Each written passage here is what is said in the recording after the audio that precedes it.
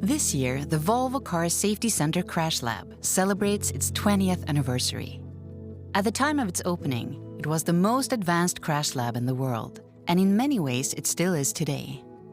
When inaugurating this facility 20 years ago, it was unique in its appearance, enabling us to recreate any type of crashes that our team find in the real world, with real people in real traffic.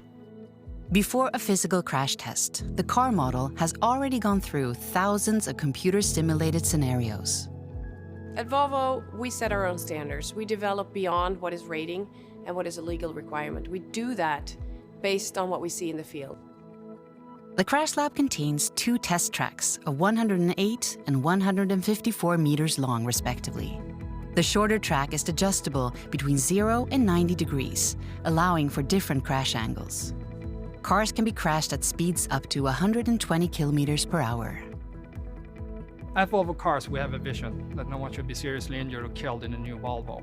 Having that mindset in combination with very dedicated people, a dedicated organization, and facilities like this is really what makes the difference.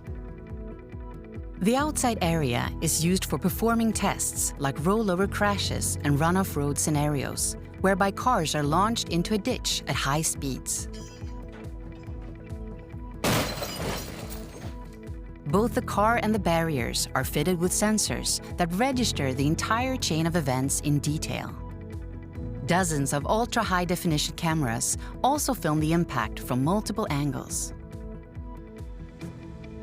Since its opening in 2000, the lab has crashed on average 1 car every day. Safety has been at the core of everything we do since 1927. For us, it has always been about protecting people. I'm really excited with all the possibilities with electrification, connectivity, and autonomous drive. And I know this lab will continue to help us save lives also in the future.